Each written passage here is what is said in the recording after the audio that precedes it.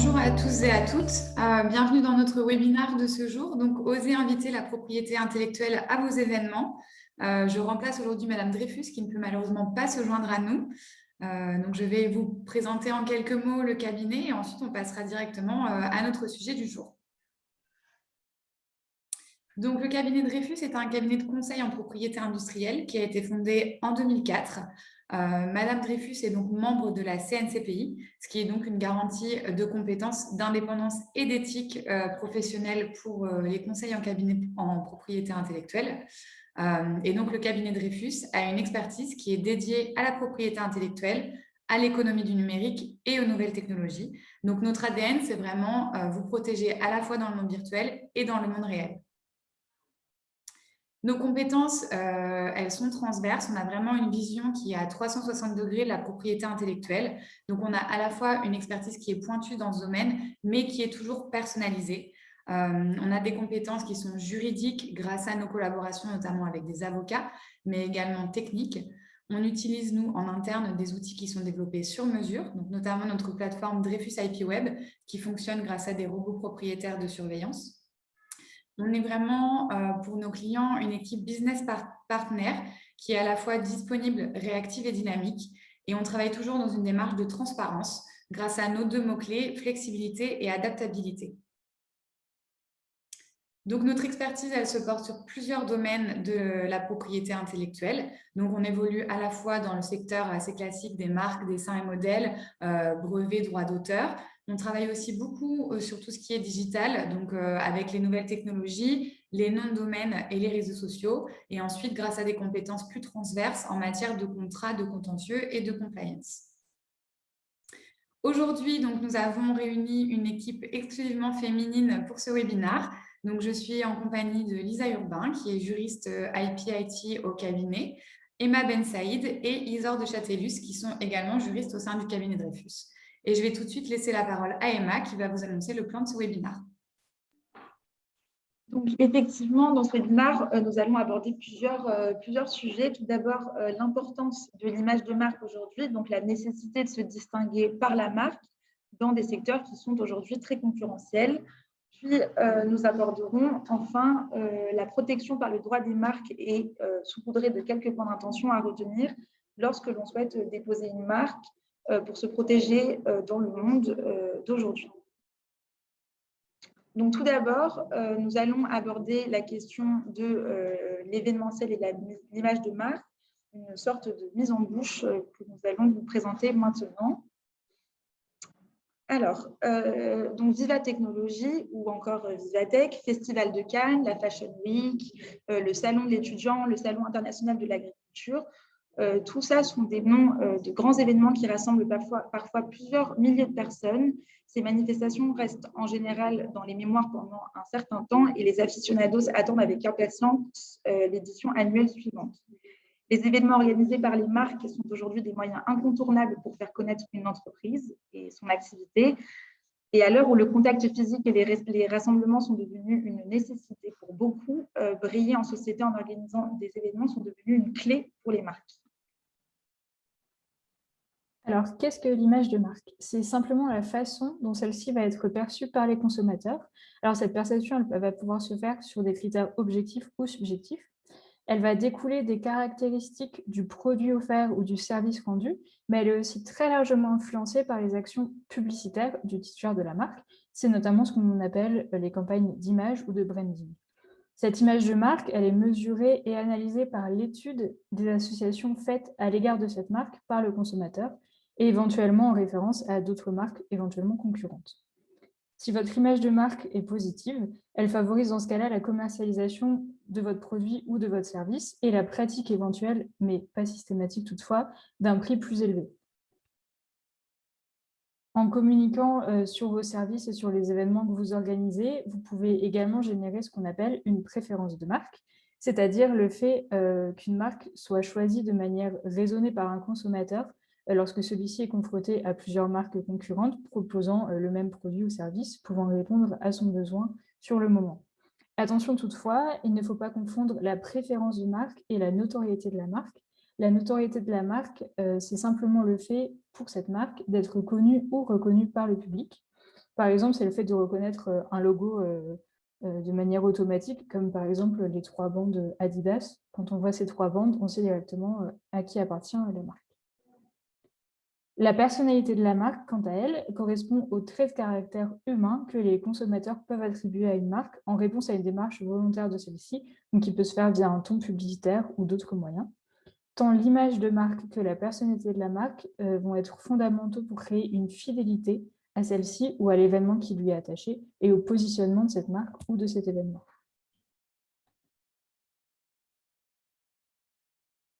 Donc, on va étudier ici le cas du Puy du Fou. Donc, comme vous le savez, c'est un parc d'attractions qui a été fondé en 89 par Philippe de Villiers. Et il a notamment vu sa fréquentation passer de 1,5 à 2,3 millions de visiteurs entre 2012 et 2017. Et élément important, le taux de revisite du parc est de 65%. Le parc a aussi des projets d'extension à l'étranger. En Espagne, un nouveau parc vient d'ouvrir à Tolède cette année. Et un autre projet est actuellement en cours en Chine. On va voir comment ce parc, pourtant assez loin des standards des parcs d'attractions plus classiques comme Disney par exemple, a réussi à se faire une place pour devenir l'un des plus grands et des plus visités en France. Alors tout d'abord, il communique largement sur ses projets, ses spectacles, son histoire. La lecture nostalgique du récit national français fait notamment des adeptes dans le monde entier. L'appel au sens est très important ici, avec des musiques, des costumes, des lumières, des décors, etc. La création de l'émotion, même quand vous êtes simplement sur le site internet en train de vous renseigner sur le parc. La qualité et la facilité d'accès aux informations est très importante aussi, et les interactions. Tous ces éléments font que les grands rendez-vous du parc, que ce soit à l'été ou à Noël, sont très attendus par le public et contribuent à accroître encore l'image de cette marque et à attirer de plus en plus de visiteurs. Il faut également mentionner que le Puy du Fou est titulaire de plus de 25 marques, protégeant ses services, mais aussi tout ce qui est les produits, comme les produits dérivés, les goodies, etc. Sans ces marques, on peut se douter que le parc n'aurait peut-être pas réussi à se démarquer de ses concurrents à ce point et n'aurait certainement pas pu protéger efficacement ni son concept et le défendre efficacement aussi. Ici, vous avez des exemples de marques, notamment la marque chinoise pour le projet actuellement en cours et la marque en Espagne. Donc, vous avez compris, en fait, il est absolument nécessaire de réussir à se distinguer en déposant ses marques. Donc, en fait, l'image de marque, c'est un élément qui est absolument essentiel pour rester continuellement dans l'esprit des consommateurs. Attirer de nouveaux prospects, c'est aussi essentiel pour les sociétés de l'événementiel et des loisirs. Et puis, c'est un des moyens d'attirer leur attention et de leur proposer une expérience qui sera unique, originale, de qualité et personnalisée. Et l'un des buts de l'organisation d'un événement, qu'il soit professionnel, privé ou ludique, c'est de faire en sorte qu'un consommateur ou qu'un client puisse absolument se souvenir de vous, qu'il en parle à d'autres personnes, et puis à la fin que votre entreprise ou le loisir en tout cas que vous offrez soit connu et aussi reconnu. Une image de marque forte, ça permet non seulement de distinguer votre activité de celle de potentiels concurrents, mais en plus, ça vous permet d'avoir une légitimité qui sera certaine pour vous défendre activement. D'ailleurs, la Cour de justice de l'Union européenne l'a rappelé à plusieurs reprises, et ce depuis 1997. Elle rappelle qu'un revendeur d'un produit marqué ne doit pas agir de façon déloyale à l'égard des intérêts légitimes du titulaire d'une marque. Dès lors, il doit éviter que, je cite, sa publicité n'affecte la valeur de la marque en portant préjudice à l'allure et à l'image de prestige des produits en cause. Donc, vous voyez bien qu'il va falloir donc déposer sa marque pour se protéger dans le vrai monde, dans le monde réel. Mais alors, en quoi la marque représente-t-elle en fait un atout stratégique pour les services de loisirs, pour l'organisation d'événements ? Eh bien, tout d'abord, la marque vous permet d'acquérir un monopole sur un droit. Et ce monopole-là, vous pouvez le renouveler indéfiniment. Pour la marque, en l'occurrence, on peut renouveler indéfiniment tous les 10 ans. Ça permet aussi de valoriser votre entreprise. Le dépôt d'une marque, c'est un pilier dans une stratégie marketing et une stratégie commerciale. Ça vous permet également de protéger les investissements que vous allez faire, par exemple, si vous voulez lancer un produit ou un service. Et puis, ça permet évidemment de générer des revenus, notamment avec une augmentation de vos ventes, une augmentation de votre affluence, si vous distribuez des licences, etc. Une marque, ensuite, ça rassure énormément les investisseurs et les clients. Les deux ont alors un gage de qualité et un peu une image de sérieux que vous pouvez renvoyer. Déposer votre marque, enfin, ça permet de faciliter votre extension à l'international. Souvent, par exemple, la marque est absolument requise pour exploiter dans certains pays comme la Chine, par exemple. Bon, maintenant, pour bénéficier de tous ces droits-là, il va falloir évidemment adopter une stratégie. Vous devez mettre en place cette stratégie même dès la genèse de votre projet pour éviter notamment des dépôts qui seraient frauduleux ou bien encore des divulgations. Il va falloir, comme vous voyez, choisir vos batailles, c'est-à-dire qu'il va falloir déterminer un territoire qui sera certes limité, mais au moins qui sera adapté à votre besoin. Il faudra penser notamment aussi aux droits de priorité. Il va falloir penser global et digital, avec notamment la protection des noms de domaine au moment du dépôt de la marque, qui sont presque aussi importants, voire aussi importants que votre marque en elle-même. Il va falloir faire très attention aussi aux spécificités de la loi applicable dans le pays où vous voulez déposer votre marque et puis des différences d'appréciation dans les pays. Par exemple, on a une petite histoire avec les termes génériques aux États-Unis. Eh bien, la Cour suprême des États-Unis en 2020, dans une affaire Booking.com, a rendu une décision et a rejeté une règle selon laquelle une marque proposée consistant en la combinaison d'un terme générique et d'un domaine générique de premier niveau, donc en l'occurrence le .com, cette marque est automatiquement générique. Par conséquent, dans le cadre de Booking.com, une marque qui a été proposée et qui est composée d'un terme générique combiné à ce domaine générique n'est pas automatiquement générique ni automatiquement non générique. En conséquence, les termes génériques .com sont potentiellement capables de servir de marque et peuvent être admissibles à l'enregistrement au registre supplémentaire ou au registre principal sur présentation d'une preuve suffisante du caractère distinctif acquis. Et puis enfin, eh bien, le dernier point d'attention, c'est qu'il va falloir absolument vous faire assister d'un conseil en propriété intellectuelle, notamment pour une histoire d'optimisation des coûts. C'est très important.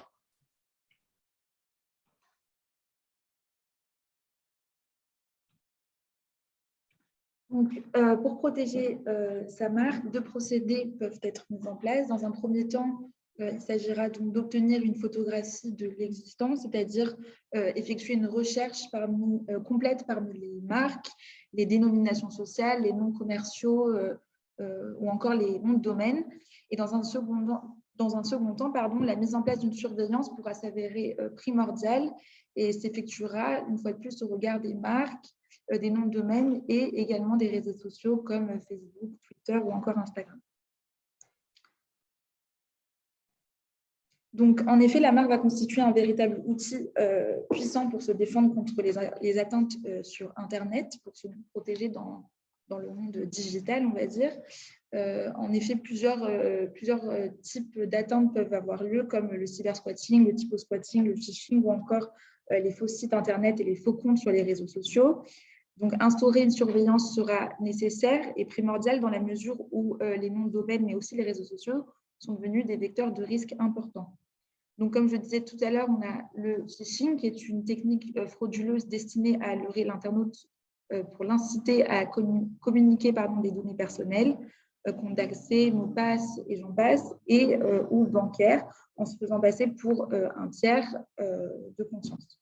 On a également les fraudes au président, qui consistent pour le fraudeur à contacter une entreprise cible en se faisant passer pour le président de la société mère ou du groupe. Le contact se fait par courriel ou par téléphone et après quelques échanges destinés à instaurer la confiance, le fraudeur demande que soit réalisé un virement international non planifié au caractère urgent et confidentiel et la société sollicitée s'exécute après avoir reçu les références du compte étranger accrédité. On a également les arnaques au code Rio, la présence de serveurs MX, les fausses offres d'emploi, les faux comptes sur les réseaux sociaux ou encore les faux sites web. Certaines procédures ne sont accessibles que si l'on justifie dans le droit de marque, comme par exemple la mise en place de procédures URP. Donc effectivement, hein, quand on voit tout ça, on se dit que c'est particulièrement important de surveiller sa marque. Donc à la fois parmi les noms de domaine, comme l'a expliqué Emma, pour pouvoir identifier en amont tout ce type de fraude et agir de façon préventive, mais également de façon beaucoup plus simple, surveiller sa marque parmi les autres marques. Donc pourquoi c'est important? La surveillance de marque, elle permet de détecter des dépôts qui sont identiques ou similaires sur le territoire qui est surveillé. Donc par exemple, si vous surveillez votre marque en France, vous allez détecter tous les dépôts qui visent la France, qui sont identiques ou similaires à votre marque, donc que ce soit par le biais d'une marque française, d'une marque de l'Union européenne ou d'une marque internationale qui désigne la France ou l'Union européenne. Le fait d'avoir cette surveillance en place et de détecter du coup le dépôt de marque quasiment instantanément dès qu'il est publié par l'Office, ça permet d'agir de façon très rapide, notamment par le biais soit de lettres de notification de droit, de lettres de mise en demeure, ou encore vraiment quand une solution amiable n'est pas possible par le biais d'opposition, tout simplement. Donc, ça permet de surveiller les délais et d'agir dans les temps. Et ça évite également la dilution de la marque, c'est-à-dire l'utilisation de votre marque par un tiers de façon intensive et qui la rendrait générique. Donc, comme ça a été le cas, par exemple, avec Kleenex, qui maintenant est utilisé de façon générique pour des mouchoirs, ou encore Frigidaire, qui à la base est une marque et qui est utilisée de façon générique pour des réfrigérateurs. Donc, voilà, ça permet, cette surveillance et le fait d'agir contre des nouveaux dépôts permet d'éviter aussi la dilution de votre marque. Donc, pour en y voir un petit peu plus clair, quel type de marque on peut protéger? Eh bien, on a tout d'abord les marques classiques, traditionnelles. Donc, on va avoir la marque verbale qui est composée uniquement de mots ou de chiffres. On va avoir la marque figurative, donc qui peut comprendre à la fois des éléments verbaux, mais aussi des éléments stylisés ou une mise en page particulière. Donc, par exemple, là, on peut voir voilà, la marque Adidas, la marque Fujitsu qui est rédigée d'une façon assez stylisée. Et on a également donc, des marques de forme, ce qu'on appelle des marques tridimensionnelles, qui comportent ou non des éléments verbaux. Ce n'est pas important, mais c'est surtout des marques qui vont être déposées pour qu'on ait la forme de l'objet la forme de l'objet qui est lié à cette marque. Donc, par exemple, Toblerone, on verra bien la forme allongée, assez triangulaire de la tablette. On a également donc, des nouveaux types de marques qui sont apparus assez récemment. Donc, on a ce qu'on appelle des marques de mouvement. Donc, il faut savoir qu'au niveau de l'Union européenne, l'Office de l'Union européenne, le UIPO, se montre de plus en plus flexible dans l'appréciation de ces marques, qui sont des marques qui sont non traditionnelles.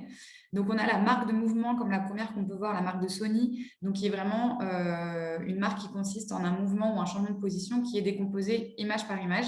Et donc, la marque sera déposée avec l'explication du mouvement image par image, donc comme on peut le voir ici. Ensuite, on a la marque multimédia. Donc, visiblement, voilà, je vous laisse regarder.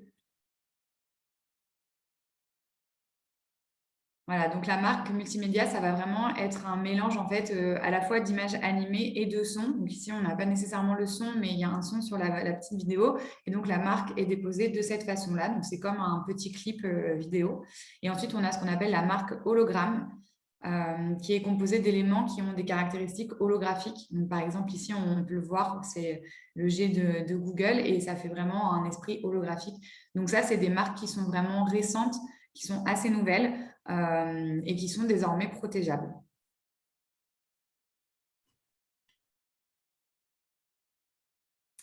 Donc, quand vous déposez votre marque, on vous le rappelle, il y a nécessairement des précautions à prendre, notamment concernant l'exploitation de votre marque. Donc, il faut bien que celle-ci soit conforme au dépôt qui a été fait, notamment si votre dépôt est accompagné par un règlement d'usage. Donc, le règlement d'usage, il a pour objet en fait, de définir les conditions et les modalités d'exploitation de la marque par l'exploitant. Et tout usage de la marque vaut acceptation formelle des dispositions du règlement d'usage qui est associé à la marque. Seul l'exploitant peut apposer la marque conformément aux modalités d'utilisation qui sont définies. Donc, il faut prendre des précautions et s'assurer que l'exploitation que vous faites de votre marque n'est pas incompatible avec ce règlement d'usage s'il existe ou tout simplement avec la marque telle que déposée. S'il y a modification du règlement d'usage, il faut que celui-ci soit en compliance avec la réglementation. Donc, il ne faut pas qu'il affecte la conformité de la marque au code de la propriété intellectuelle notamment. Et si la marque, il faut faire attention à ce que la marque ne soit pas susceptible d'induire en erreur le public sur son caractère du fait de l'usage réalisé par des personnes qui sont autorisées. Donc, faire attention au caractère déceptif de la marque et qu'on reste bien capable d'identifier l'entreprise qui est à l'origine des produits ou des services qui sont rendus sous cette marque. Donc voilà, donc quand on dépose, il y a des précautions à prendre lors du dépôt. Il faut bien surveiller sa marque pour la protéger au mieux et bien prendre les précautions nécessaires lors de l'exploitation de votre marque. Voilà, donc c'est tout pour aujourd'hui. On a bien tenu nos délais. On vous remercie pour votre attention. On espère que ça a été intéressant pour vous et que ça vous a plu. N'hésitez pas surtout à nous contacter si vous avez des questions, si vous souhaitez discuter d'un projet, avoir notre avis, voilà, ou notre accompagnement. On est disponible par email, donc à l'adresse contact@dreyfus.fr, par téléphone naturellement et également joignable sur les réseaux sociaux. Je vous souhaite à tous une bonne journée et on espère vous revoir très bientôt.